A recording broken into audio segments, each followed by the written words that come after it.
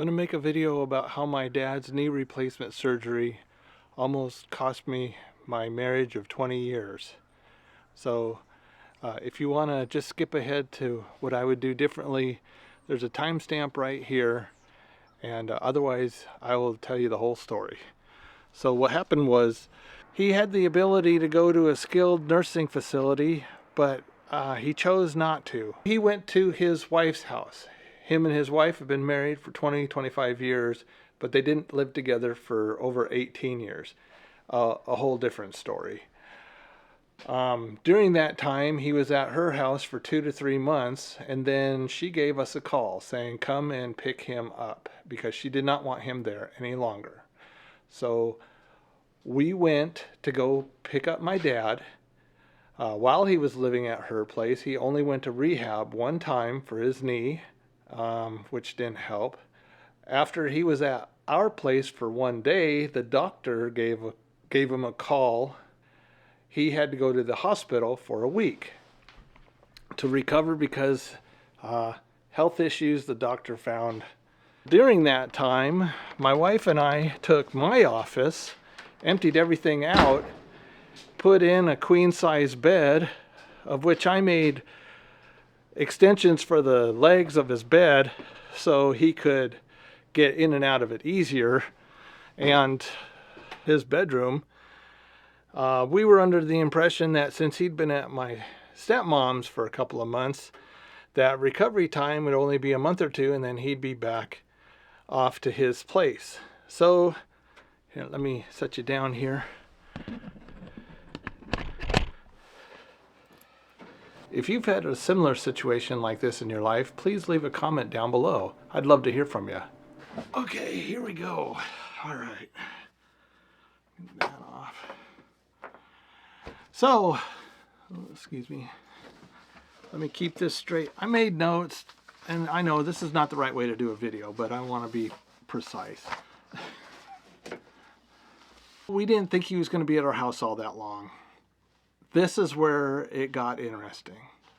8 weeks went by, and there was no signs of him wanting to actually get better.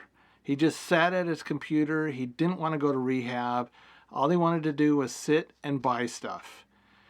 And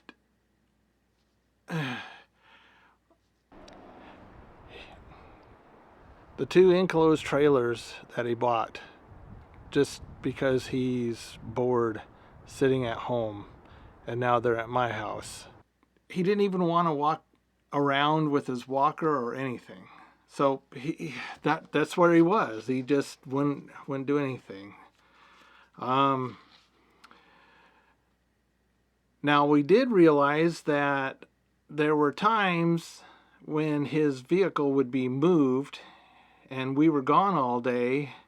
So we did check on our Ring camera, and sure enough, he was driving from time to time. And hey, that's fine, but he really wasn't supposed to be. But he was driving. He's a grown adult, and you know, it was nice that he was getting out of the house. But he was being secretively about it. Secretively? Secretive. I don't know. Anyhow, my video. So he would go off and buy stuff and then sneak it into his room or leave it in the car. I really didn't care.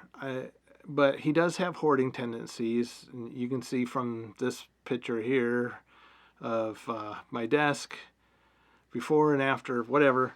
So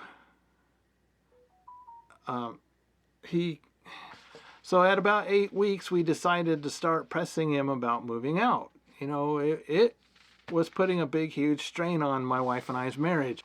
He just seemed to be really resistant to it, and he didn't want to. And he would actually get in an argument about it. It was just kind of odd. I kind of took it upon myself to start cleaning his house, because his house was not able to be lived in due to his hoarding issues. And plus, I didn't want the state to come in and condemn his house. When I did go to my dad's house to start cleaning, I didn't go there in secret. I would tell him what I was going to be doing. And I would ask him what he wanted done with certain things.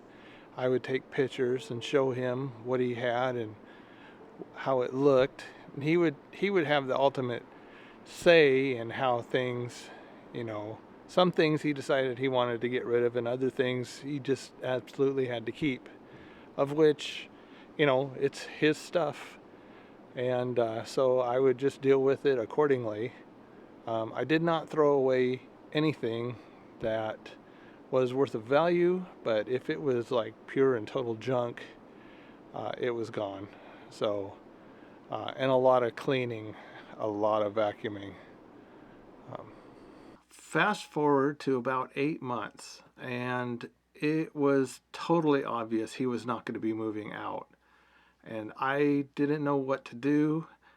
I reached out to my sister and brother-in-law, and they helped us, of which they took my dad for 2 weeks, which was great. And then later on, we got together and figured out something so that he could move into assisted living, because there's no way he could live at his house. He ended up saying that he needed to have a hip replacement surgery before he was going to move out of my place. We went back and forth on that. I wanted him to get set up comfortable in his new place before he had the hip replacement surgery. That way he could just slip right back into living after his hip replacement surgery. And inevitably that's what happened in the end. Now, what I wish I would have done differently right from the get-go is I wish that we would have had a written document and everybody involved would have signed it. That way, and in dealing with my dad, that type of situation has worked in the past, because there's a written document and it just works. I also wish that we had given him a set of house rules in writing right off the bat, because he did a lot of things that we just don't allow in our household. They're not life and death or anything like that, but one thing is you pick up after yourself. You also wash your own clothes. You don't park your car behind other vehicles when you know other people have to go to work. You also don't just drag things home. Again, the car trailer or the enclosed trailers. And respect people's privacy. My wife works from home, and he would just barge into her office and start talking long conversations. And my wife is a polite lady, and she just can't say, "Get out!" which often needs to be done with him. Those are a few things that I would have done differently. Not everything was bad. We did make sure that he was eating good. He got the proper sleep. He got plenty of sleep. His finances got in order. He was able to sit at his computer and finally get a good grasp as to how to go about fixing things if things didn't go right on his computer.